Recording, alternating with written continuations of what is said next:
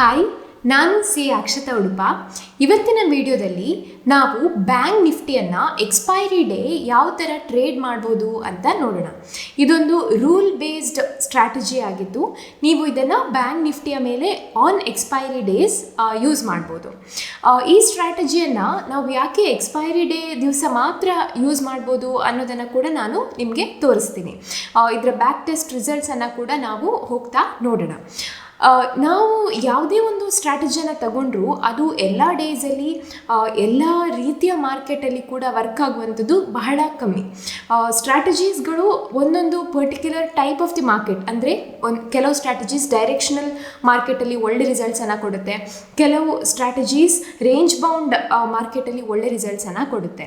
Usually expiry day ದಿವಸ market directional ಆಗಿರುವಂಥದ್ದು ನೋಡಲಿಕ್ಕೆ ಸಿಗೋದು ಕಮ್ಮಿ. ಹೆಚ್ಚಾಗಿ ಮಾರ್ಕೆಟ್ ಒಂದು ಪರ್ಟಿಕ್ಯುಲರ್ ರೇಂಜಲ್ಲಿ ಇರುತ್ತೆ, ಅಂದರೆ ಒಂದ್ಸಲ ಅಪ್ಸೈಡ್ ಮೂಮೆಂಟನ್ನು ತೋರಿಸಿ ಮತ್ತೆ ಡೌನ್ ಸೈಡ್ ಮೂಮೆಂಟನ್ನು ತೋರಿಸುತ್ತೆ. ಸೊ ಎಕ್ಸ್ಪೈರಿ ಡೇ ದಿವಸ ನೀವು ಡೈರೆಕ್ಷನಲ್ ಸ್ಟ್ರಾಟಜಿಯನ್ನು ಅಪ್ಲೈ ಮಾಡಿದ್ರೆ ಹಣವನ್ನು ಕಳ್ಕೊಳ್ಳುವಂತಹ ಚಾನ್ಸಸ್ ಜಾಸ್ತಿ ಇರುತ್ತೆ. ಹಾಗಾಗಿ ನಾವು ನಾನ್ ಡೈರೆಕ್ಷನಲ್ ಸ್ಟ್ರಾಟಜಿಯನ್ನು ಎಕ್ಸ್ಪೈರಿ ಡೇ ದಿವಸ ಅಪ್ಲೈ ಮಾಡಬೇಕಾಗುತ್ತೆ. ಡೈರೆಕ್ಷನಲ್ ಸ್ಟ್ರಾಟಜೀಸನ್ನು ನೀವು ನಾನ್ ಡೈರೆಕ್ಷನಲ್ ಡೇಸಲ್ಲಿ ಅಪ್ಲೈ ಮಾಡಿದಾಗ ನಿಮ್ಮ ಸ್ಟಾಪ್ ಲಾಸ್ ಎರಡೂ ಸೈಡಲ್ಲಿ ಹಿಟ್ ಆಗುವಂತಹ ಚಾನ್ಸಸ್ ಜಾಸ್ತಿ ಇರುತ್ತೆ. ಇದರಿಂದ ನಿಮ್ಮ ಪ್ರಾಫಿಟ್ಸನ್ನು ನೀವು ಕಳ್ಕೊಳ್ತೀರಾ. ಸೊ ಇವತ್ತಿನ ಸ್ಟ್ರಾಟಜಿ ಯಾವ ಥರ ವರ್ಕ್ ಆಗುತ್ತೆ, ಇದು ಪಾಸ್ಟ್ 5 ಇಯರ್ಸಲ್ಲಿ ಯಾವ ಥರ ಪರ್ಫಾರ್ಮ್ ಮಾಡಿದೆ, ಹಾಗೆ ಈಗ ಯಾವ ಥರ ಪರ್ಫಾರ್ಮ್ ಮಾಡ್ತಾ ಇದೆ ಅನ್ನೋ ಎಲ್ಲ ಇನ್ಫಾರ್ಮೇಷನನ್ನು ನಾವು ಈ ವಿಡಿಯೋದಲ್ಲಿ ನೋಡೋಣ. ಅದಕ್ಕೂ ಮೊದಲು ನೀವು ಗ್ರೋ ಕನ್ನಡ ಚಾನಲನ್ನು ಸಬ್ಸ್ಕ್ರೈಬ್ ಮಾಡಿರದೇ ಇದ್ದರೆ ದಯವಿಟ್ಟು ಸಬ್ಸ್ಕ್ರೈಬ್ ಮಾಡಿ, ಹಾಗೆ ಅಲ್ಲಿರುವ ಬೆಲ್ ಐಕಾನನ್ನು ಕ್ಲಿಕ್ ಮಾಡಿ. ನಾವು ಪ್ರತಿ ವಾರ ಇಂಟ್ರೆಸ್ಟಿಂಗ್ ವಿಡಿಯೋಸ್ಗಳನ್ನು ಪೋಸ್ಟ್ ಮಾಡ್ತಾ ಇರ್ತೇವೆ.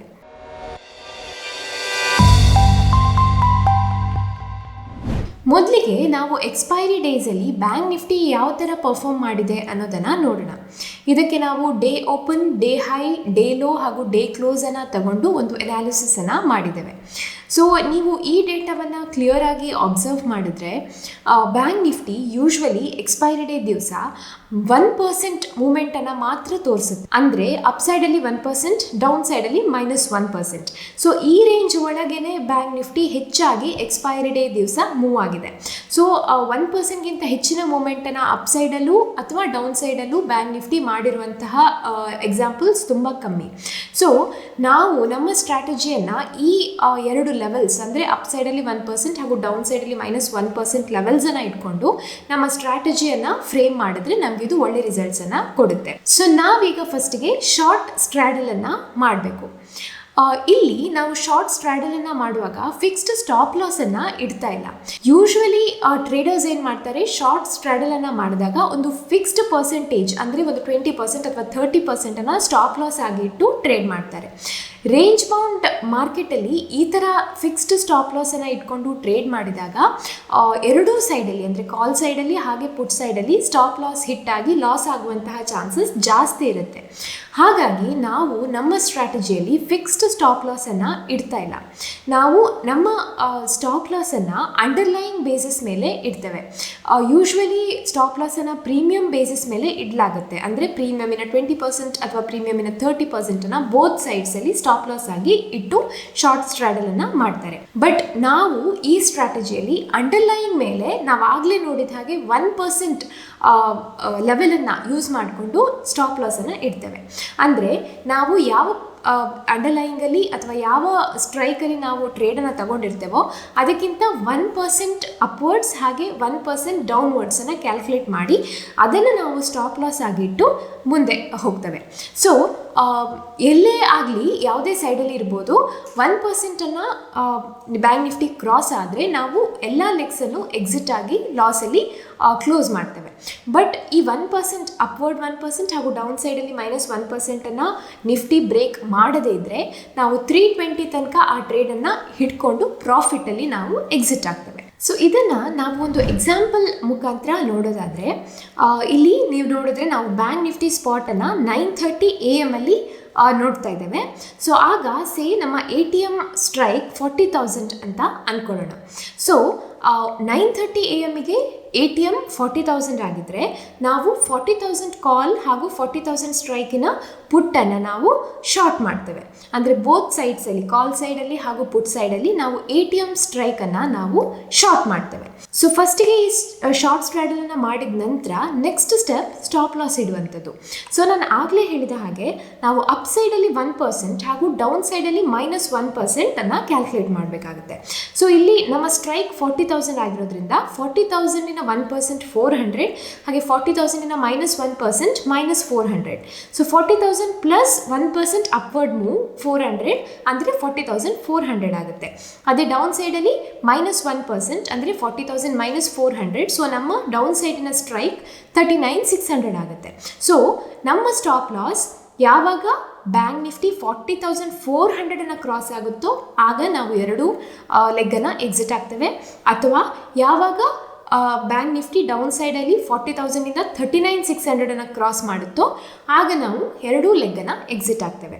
ಸೊ ಈ ಎರಡು ಲೆವೆಲನ್ನು ಬ್ಯಾಂಕ್ ನಿಫ್ಟಿ ಕ್ರಾಸ್ ಆಗದೇ ಇದ್ದರೆ, ಅಂದರೆ ಈ ರೇಂಜ್ ಒಳಗೆ ಬ್ಯಾಂಕ್ ನಿಫ್ಟಿ ಮೂವ್ ಆಗ್ತಾ ಇದ್ದರೆ ನಾವು 320 ತನಕ ಪೊಸಿಷನನ್ನು ಇಟ್ಕೊಂಡು 320ಗೆ ಪ್ರಾಫಿಟಲ್ಲಿ ನಾವು ಎಕ್ಸಿಟ್ ಆಗ್ತೇವೆ. ಸೊ ಈ ಸ್ಟ್ರಾಟಜಿಯನ್ನು ನಾವು ಎಲ್ಲ ದಿನ ಅಂದರೆ ಫ್ರಮ್ ಮಂಡೇ ಟು ಫ್ರೈಡೇ ಇದನ್ನು ಅಪ್ಲೈ ಮಾಡಿದ್ರೆ ನಮಗೆ ಬೇಕಾಗುವಂತಹ ಎಸ್ಟಿಮೇಟೆಡ್ ಮಾರ್ಜಿನ್ 1.68 lakhs. ಹಾಗೆ ನಮಗೆ ಬರುವಂತಹ over all profit 3,42,000, average day profit 215, maximum ನಮಗೆ ಆಗುವಂತಹ ಪ್ರಾಫಿಟ್ ಪರ್ ಡೇ 9,883, ಹಾಗೆ ಮ್ಯಾಕ್ಸಿಮಮ್ ಲಾಸ್ -5,000 ಅರೌಂಡ್ 700. ಹಾಗೆ ನೀವಿಲ್ಲಿ ನೋಡಿದ್ರೆ ನಮ್ಮ ವಿನ್ ಪರ್ಸೆಂಟೇಜ್ 59% ಇದೆ, ಲಾಸ್ ಪರ್ಸೆಂಟೇಜ್ 41% ಇದೆ. ಹಾಗೆ ನಮ್ಮ ಆವ್ರೇಜ್ ಮಂತ್ಲಿ ಪ್ರಾಫಿಟ್ 4,367 ಇದೆ. ಹಾಗೆ ನಮ್ಮ ಮ್ಯಾಕ್ಸಿಮಮ್ ಡ್ರಾ ಡೌನ್ 44,712 ಅಂದರೆ around 438 days maximum draw down days ಆಗಿದೆ. ಸೊ ಇದನ್ನು ನೋಡಿದ್ರೆ ನಾವು ಮಂಡೇಯಿಂದ ಫ್ರೈಡೇ ತನಕ ಇದೇ ಸ್ಟ್ರಾಟಜಿಯನ್ನು ಅಪ್ಲೈ ಮಾಡೋದು ಫೀಸಿಬಲ್ ಅಲ್ಲ.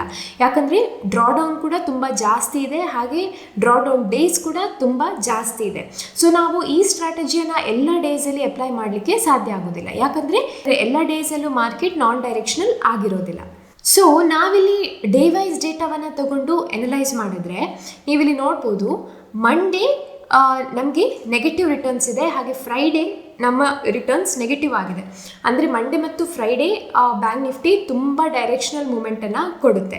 ಸೊ ಟ್ಯೂಸ್ಡೇ, ವೆನಸ್ಡೇ ಮತ್ತು ಥರ್ಸ್ಡೇ ನಮಗೆ ಪಾಸಿಟಿವ್ ರಿಸಲ್ಟ್ಸ್ ನೋಡ್ಲಿಕ್ಕೆ ಸಿಕ್ಕಿದೆ. ಬಟ್ ಅದರಲ್ಲಿ ನೀವು ನೋಡಿದ್ರೆ ಟ್ಯೂಸ್ಡೇ ಮತ್ತು ವೆನ್ಸ್ಡೇ ನಮ್ಮ ರಿಟರ್ನ್ಸ್ 43.6% ಇದೆ. ಅದೇ ಥರ್ಸ್ಡೇ ರಿಟರ್ನ್ಸ್ 118.42% ಇದೆ. ಸೊ ಈ ಸ್ಟ್ರಾಟಜಿ ಥರ್ಸ್ಡೇ ತುಂಬ ಚೆನ್ನಾಗಿ ವರ್ಕ್ ಆಗುತ್ತೆ. ಸೊ ಈ ಸ್ಟ್ರಾಟಜಿಯನ್ನು ನಾವು ಎಕ್ಸ್ಪೈರಿ ಡೇ ದಿವಸ ಟ್ರೈ ಮಾಡ್ಬೋದು. ಸೊ ನಾವು ಈ ಸ್ಟ್ರಾಟಜಿಯನ್ನು ಥರ್ಸ್ಡೇಸ್ ಮಾತ್ರ ಅಪ್ಲೈ ಮಾಡಿದ್ರೆ ನಮಗೆ ಬೇಕಾಗುವಂತಹ ಎಸ್ಟಿಮೇಟೆಡ್ ಮಾರ್ಜಿನ್ 1.68 lakh, ನಮ್ಮ over all profit nearly 2 lakhs, ಹಾಗೆ ನಮ್ಮ average profit per day nearly 6,000, ನಮ್ಮ ಮ್ಯಾಕ್ಸಿಮಮ್ ಪ್ರಾಫಿಟ್ ಅರೌಂಡ್ 10,000, ಹಾಗೆ ಮ್ಯಾಕ್ಸಿಮಮ್ ಲಾಸ್ -5,700. ಸೊ ನೀವಿಲ್ಲಿ ವಿನ್ ರೇಟನ್ನು ನೋಡಿದರೆ 55% ವಿನ್ ರೇಟ್ ಇದೆ, ಲೂಸಿಂಗ್ ರೇಟ್ 45% ಇದೆ. ಮ್ಯಾಕ್ಸಿಮಮ್ ಡ್ರಾ ಡೌನ್ ಜಸ್ಟ್ 27,733 ಇದೆ, ಹಾಗೆ ಮ್ಯಾಕ್ಸಿಮಮ್ ಡ್ರಾ ಡೌನ್ ಡೇಸ್ 329 ಇದೆ. ಸೊ ನಾವು ಈ ಸ್ಟ್ರಾಟಜಿಯನ್ನು ಪಾಸ್ಟ್ 5 ಇಯರ್ಸಿಗೆ ಅಪ್ಲೈ ಮಾಡಿ ಬ್ಯಾಕ್ ಟೆಸ್ಟ್ ಮಾಡಿ ನೋಡಿದ್ರೆ ಇದರ ROI ತುಂಬ ಚೆನ್ನಾಗಿದೆ. ಸೊ ನೀವಿಲ್ಲಿ ನೋಡಿದ್ರೆ 2017 ಇದು ROI 15% ಇದೆ, 2018 11%, 2019 15%, 2020 29%, 2021 36%, 2022 ಅಲ್ಲಿ ಆಲ್ಮೋಸ್ಟ್ ನಿಲ್, 2023 ಅಲ್ಲಿ 9%. ಸೊ ಓವರಾಲ್ ಆಗಿ ಎಕ್ಸ್ಪೈರಿ ಡೇ ದಿವಸ ಮಾತ್ರ ಈ ಸ್ಟ್ರಾಟಜಿಯನ್ನು ಅಪ್ಲೈ ಮಾಡಿದ್ರೆ ನಿಮಗೆ 5 ಇಯರ್ಸಲ್ಲಿ 118% ರಿಟರ್ನನ್ನು ಈ ಸ್ಟ್ರಾಟಜಿ ಕೊಟ್ಟಿದೆ. ವಿಚ್ ಮೀನ್ಸ್ ನೀವು ಕನ್ಸಿಸ್ಟೆಂಟ್ ಆಗಿ ಎಕ್ಸ್ಪೈರಿ ಡೇ ದಿವಸ ಈ ಸ್ಟ್ರಾಟಜಿಯನ್ನು ಅಪ್ಲೈ ಮಾಡ್ತಾ ಹೋದರೆ ನಿಮಗೆ ಇದು ಒಳ್ಳೆಯ ಪ್ರಾಫಿಟನ್ನು ಅಥವಾ ಒಳ್ಳೆಯ ರಿಟರ್ನನ್ನು ಕೊಡ್ತಾ ಇದೆ. ಹಿಂದೆಯೂ ಕೊಟ್ಟಿದೆ 5 ಇಯರ್ಸಲ್ಲಿ, ಈಗಲೂ ಕೊಡ್ತಾ ಇದೆ. ಸೊ ಗೋಯಿಂಗ್ ಫಾರ್ವರ್ಡ್ ಕೂಡ ಈ ಸ್ಟ್ರಾಟಜಿ ನಮಗೆ ಒಳ್ಳೆಯ ರಿಟರ್ನನ್ನು ಕೊಡುವಂತಹ ಸಾಧ್ಯತೆ ಜಾಸ್ತಿ ಇದೆ. ನಿಮಗೆಲ್ಲ ಗೊತ್ತಿರೋ ಹಾಗೆ ಈಗಿನ ಕಂಡೀಷನಲ್ಲಿ ಎಕ್ಸ್ಪೈರಿ ಡೇ ದಿವಸ ಟ್ರೇಡ್ ಮಾಡೋದು ಬಹಳ ಕಷ್ಟ. ಯಾಕಂದರೆ ನಮಗೆ ಸಿಕ್ಕಾಪಟ್ಟೆ ಜಿಗ್ಜಾಗ್ ಮೂವ್ಸ್ಗಳು ಎಕ್ಸ್ಪೈರಿ ಡೇ ದಿವಸ ನೋಡ್ಲಿಕ್ಕೆ ಸಿಗುತ್ತೆ. ಸೊ ನಾವು ನಮ್ಮ ನಾರ್ಮಲ್ ಸ್ಟ್ರಾಟಜಿಯನ್ನು ಯೂಸ್ ಮಾಡಿದ್ರೆ ನಾವು ನಮ್ಮ ಹಣವನ್ನು, ಪ್ರಾಫಿಟನ್ನು, ಹಾಗೆ ನಮ್ಮ ಕ್ಯಾಪಿಟಲನ್ನು ನಾವು ಕಳ್ಕೊಳ್ತೇವೆ. ಸೊ ಈ ಸ್ಟ್ರಾಟಜಿಯನ್ನು ನೀವು ಎಕ್ಸ್ಪೈರಿ ಡೇ ದಿವಸ ಅಪ್ಲೈ ಮಾಡಿದ್ರೆ ನಿಮಗೆ ಒಳ್ಳೆ ಪ್ರಾಫಿಟ್ಸನ್ನು ನೋಡಲಿಕ್ಕೆ ಸಿಗುತ್ತೆ. ಸೊ ಈ ವಿಡಿಯೋದಲ್ಲಿ ಇಷ್ಟೇ. ನಿಮಗೆ ಈ ವಿಡಿಯೋ ಇಷ್ಟ ಆಗಿದ್ರೆ ದಯವಿಟ್ಟು ಲೈಕ್ ಮಾಡಿ, ಹಾಗೆ ಈ ಸೆಟಪ್ಪನ್ನು ಎಕ್ಸ್ಪೈರಿ ಡೇ ಟ್ರೇಡರ್ಸ್ಗೆ ಶೇರ್ ಮಾಡಿ.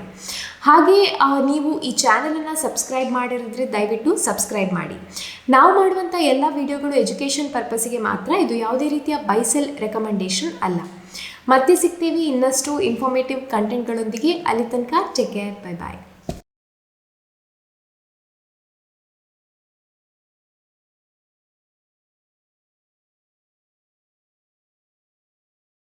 Investment in securities market are subject to market risks. Read all the related documents carefully before investing. Please read the risk disclosure documents carefully before investing in equity shares, derivatives, mutual fund, and or other instruments traded on the stock exchanges.